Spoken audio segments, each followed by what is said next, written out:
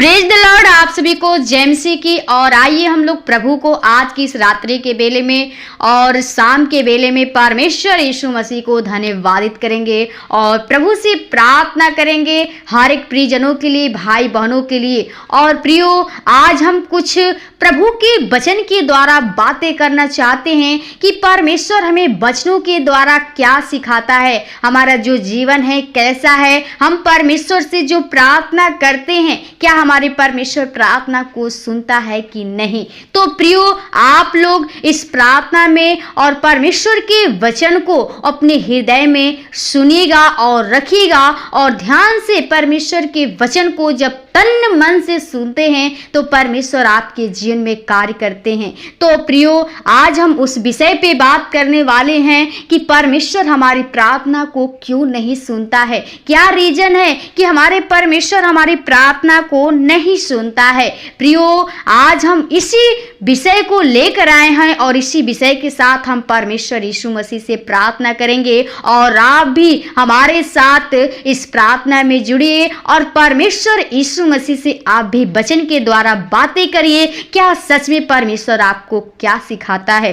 तो पढ़ेंगे हम लूका 18 का 10 से लेके 14 पद तक पढ़ेंगे कि प्रभु का हमें वचन क्या क्या सिखाता है। पढ़ेंगे लूका 10 का 18 का 10 पद में लिखा है कि दो मनुष्य मंदिर में प्रार्थना करने के लिए गए। एक फरीसी था और दूसरा चुंगी लेने वाला। फरीसी खड़ा होकर अपने मन में यूं प्रार्थना करने लगा, हे परमेश्वर, मैं तेरा धन्यवाद करता हूँ कि मैं दूसरे मनुष्यों के समान अंधेर करने वाला, अन्यायी और व्यभिचारी नहीं और न इस चुंगी लेने वाले के समान हूँ। मैं सप्ताह में 2 बार उपवास रखता हूँ। मैं अपनी सब कमाई का 10वां अंश भी देता हूँ। परंतु चुंगी लेने वाले ने दूर खड़े होकर स्वर्ग की ओर आंखें उठाना भी न चाहा, वरन अपनी छाती पीट पीट कर कहा, हे परमेश्वर, मुझ पर दया कर। मैं तुमसे कहता हूँ कि वह दूसरा नहीं परंतु वही मनुष्य धर्मी ठहराया जाकर अपने घर गया, क्योंकि जो कोई अपने आप को बड़ा बनाएगा वह छोटा किया जाएगा और जो अपने आप को छोटा बनाएगा वह बड़ा किया जाएगा। आमीन। प्रभु आपको इस वचन के द्वारा बहुत ताज से आशीष प्रदान करे। प्रियो, यदि आप सच में इस वचन को ध्यान से गौर से सुनते हैं तो आप परमेश्वर के वचन की ओर ध्यान करिए और वचन को तन मन से सुनिए कि परमेश्वर हमें क्या सिखाना चाहता है। क्यों परमेश्वर हमारी प्रार्थना को नहीं सुनता है। लिखा है, 2 मनुष्य परमेश्वर के भवन में गए प्रार्थना करने के लिए। जो एक फरीसी था और चुंगी लेने वाला था। जो फरीसी था परमेश्वर के सामने खड़ा होकर परमेश्वर का धन्यवाद किया और कहा कि परमेश्वर, मैं दूसरे के समान अंधेर करने वाला और अन्यायी और व्यभिचारी नहीं हूँ और न इस चुंगी लेने वाले के समान हूँ। मैं सप्ताह में 2 बार उपवास रखता हूँ। मैं अपनी सब कमाई का 10वां अंश भी देता हूँ। आमीन। प्रियो, हमें इस वचन से क्या सीखना है, परमेश्वर हमें क्या सिखाना चाहता है। जो फरीसी है परमेश्वर को अपनी बड़ाई करता है। उसका कहने का मतलब है कि मैं 2 बार सप्ताह में उपवास भी करता हूं और 10वां अंश भी देता हूं। यानी वो परमेश्वर से जाकर यो प्रार्थना अपने मन में ये कहता है, अपने आप को एक धर्मी व्यक्ति प्रदर्शित करता है। लेकिन प्रियो, वो अपने आप को धर्मी जानता है। लेकिन जो चुंगी लेने वाला था, वो जो चुंगी लेने वाले ने दूर खड़े होकर स्वर्ग की ओर आंखें उठाना भी न चाहा। प्रियो, जो चुंगी लेने वाला था वो परमेश्वर की ओर आंखें उठाना भी न चाहा। वो सिर झुकाकर वरन अपनी छाती पीट पीट कर कहा, हे परमेश्वर, मुझ पापी पर दया कर। प्रियो, जो 2 सप्ताह में जो सप्ताह में 2 बार उपवास करता था और 10वां अंश भी देता था। परमेश्वर हमें सीख मिलती है परमेश्वर के वचन से कि जो अपने आप को धर्मी व्यक्ति ठहराता है, सोचता है कि मैं इसके समान नहीं हूँ, मैं खूब बहुत बड़ा आदमी हूँ, मैं परमेश्वर में चल रहा हूँ, अच्छे तरीके से चल रहा हूँ, मैं सच्चाई से चल रहा हूँ। लेकिन प्रियो, ये मैटर नहीं करता कि आप परमेश्वर में उपवास कर रहे हैं और आप दान भी दे रहे हैं। परमेश्वर इससे प्रसन्न नहीं होता है। प्रियो, जो प्रार्थना की परमेश्वर ने उसकी प्रार्थना को नहीं सुना, लेकिन जो चुंगी लेने वाला व्यक्ति था वो परमेश्वर के सामने छाती पीट पीट कर कहा, परमेश्वर मुझ पर दया कर। वो प्रार्थना तो किया, फरीसी जो था वो प्रार्थना किया, लेकिन वो उसकी प्रार्थना नहीं सुनी गई। इसका क्या कारण है? और जो चुंगी लेने वाला व्यक्ति था उसकी प्रार्थना परमेश्वर ने तुरंत सुन लिया। क्यों सुन लिया? आपको इस वचन में साफ साफ लिखा गया है। प्रियो, जो फरीसी था वो परमेश्वर के सामने अपनी बड़ाई कर रहा था, अपने आप को धर्मी व्यक्ति समझ रहा था और परमेश्वर से कह रहा था, अपने मन में बातें कह रहा था, लेकिन परमेश्वर ने उसकी प्रार्थना को नहीं सुना। क्यों? और उस चुंगी लेने वाले व्यक्ति का प्रार्थना सुना। क्योंकि प्रियो, हमारा परमेश्वर जो है, जब तक हम अपने जीवन को परमेश्वर यीशु मसीह को समर्पित नहीं करते हैं, अपने आप को पापी नहीं समझते हैं, अपने आप को धर्मी समझने लगते हैं और अपने आप को एक धर्मी व्यक्ति समझते हैं, कहते हैं कि हम परमेश्वर में चल रहे हैं, परमेश्वर के उपवास भी करते हैं, दान भी देते हैं, लेकिन प्रिय नहीं, परमेश्वर इससे प्रसन्न नहीं होता है।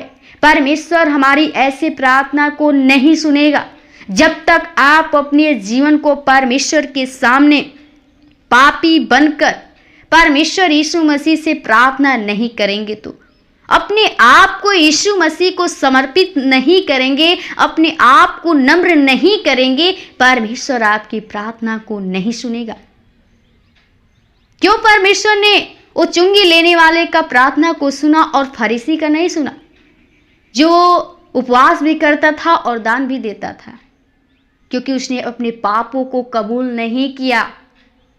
जो चुंगी लेने वाला था वो परमेश्वर से नम्रता के साथ अपना छाती पीट पीट कर यीशु मसीह के सामने अपने पापों को पश्चाताप किया और परमेश्वर ने उस चुंगी लेने वाले व्यक्ति की प्रार्थना को सुन लिया।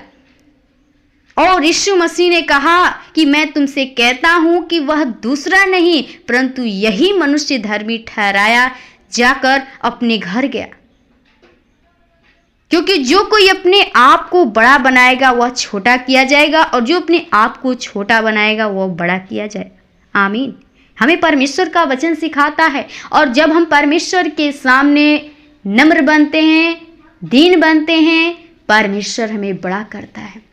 और यदि आप परमेश्वर के सामने अपने आप को बड़ा करते हैं, धर्मी जन ठहरते हैं, अपने आप को सोचते कि मैं सच्चाई के साथ परमेश्वर में चल रहा हूँ, तो नहीं प्रियो, जब तक आप अपने जीवन को परमेश्वर यीशु मसीह को समर्पित नहीं करेंगे, उसकी व्यवस्था के अनुसार नहीं चलेंगे, तो आपका परमेश्वर में चलना व्यर्थ है।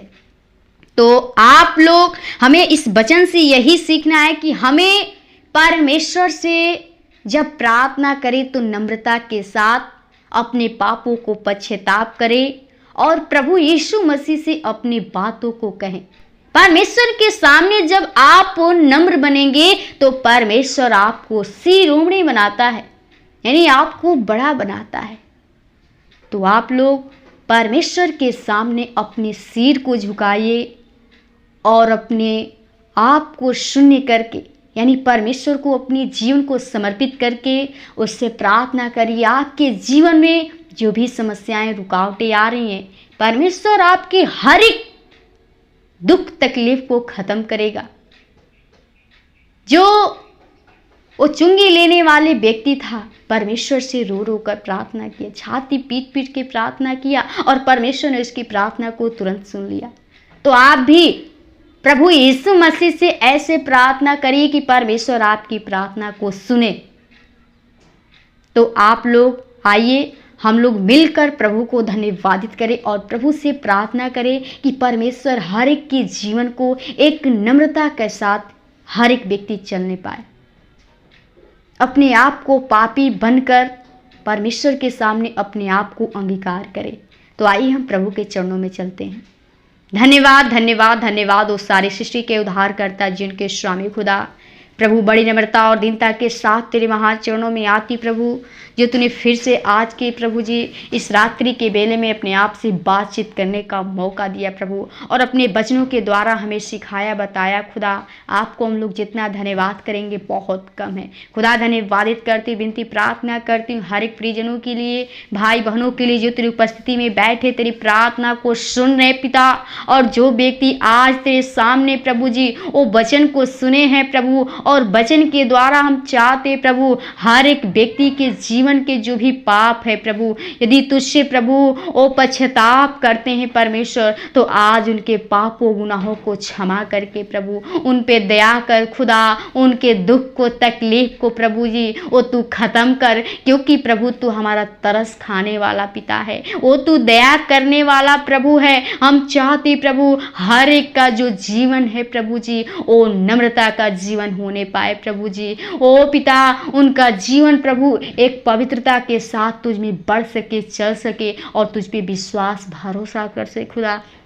हम चाहते प्रभु हर एक के जीवन में वो तेरे पवित्र आत्मा सामर्थ कार्य करने पाए, हर एक को प्रभु अपने वचनों के द्वारा प्रभु वो दृढ़ कर मजबूत कर प्रभु जी। हर एक व्यक्ति तेरे वचन को तेरे अनुसार प्रभु जी व्यवस्था के अनुसार अपने जीवन को बिता सके और तुझ में विश्वास भरोसा के साथ चल सके प्रभु। उनके पापों गुनाहों को प्रभु अपने लहू के द्वारा धोकर शुद्ध कर पवित्र कर, क्योंकि प्रभु तू हमारा पवित्र यीशु मसीह है। और चाहती प्रभु हर एक का जीवन पवित्रता के साथ चल सके, हर एक मनुष्य तुझ पे विश्वास भरोसा कर सके, तेरे नाम की स्तुति बड़ाई कर सके खुदा। हर एक परिजनों को भाई बहनों को आपके लहू के बाढ़ छिपाते प्रभु जी, जिसके जीवन में जो भी दुख तकलीफ है प्रभु, जो भी बाधाएं प्रभु, जो भी लोग कष्ट में बीमारी में है प्रभु, जिनके जीवन में जो समस्याएं हैं सारे बंधन हम यीशु के नाम से तोड़ते हैं प्रभु। जो दुष्टात्माएं के शक्तियां कार्य करें प्रभु जी, हम चाहते हर एक शैतान के शक्तियां और यीशु के नाम से खत्म होने पाए। हर एक के जीवन में तेरा सामर्थ्य तेरे आप चाहते प्रभु जी, हर एक की तू रक्षा रखवाली करना प्रभु जी। आज की इस रात्रि के बेला को आपके हाथों में दे चाहते प्रभु, हर एक को व्यक्ति को प्रभु अच्छी नींद दे प्रभु, और सुख की नींद दे, ताकि सुबह उठकर हम लोग फिर से तेरे नाम की धन्यवाद विनती प्रार्थना कर सके प्रभु। और शैतान के बुरी चालों से, लालच से, विचार से, पाप से प्रभु जी, वो भरमाने वाली आत्मा से, बुरे सपने से, मन में आने वाले गंदे विचार से बचाना, ताकि दुष्ट आत्माएं के शक्तियां अहिर न करने पाए। क्योंकि तू हमसे वादा किया है कि एक दूध पिलाती माँ अपने बच्चे को भूल सकती, लेकिन मैं तुझे कभी नहीं भूलूंगा। तेरे वचन को हम क्लेम करते हैं खुदा। हम चाहते हैं अपने वचन के द्वारा हर एक के ऊपर तेरा करूबों का पहरा चाहते हैं, और अपने छत्र छाया में रख प्रभु। हर एक के ऊपर तू अपने अनुग्रह का हाथ रख प्रभु जी, ताकि हर एक व्यक्ति तेरे अनुग्रह में चल सके, बढ़ सके प्रभु जी, तुझ पे विश्वास भरोसा कर सके खुदा। हर एक परिजनों के जिसके जीवन में जो इच्छा है, लक्ष्य है प्रभु, जो भी जरूरत है प्रभु, उनकी तू पूरा करना, क्योंकि प्रभु तू मांगने से पहले जानता है और पुकारने से पहले सुन लेता है। हम चाहते हर एक व्यक्ति की प्रभु जी वो आशा टूटने न पाए खुदा। हर एक परिजनों को, भाई बहनों को अपने जीवन को सिर्फ आत्मा को लहू के बाण छिपाते हैं। धन्यवाद के साथ विनती प्रार्थना यीशु के नाम से मांगते हैं, सुन और दया से कबूल कर। आमीन आमीन।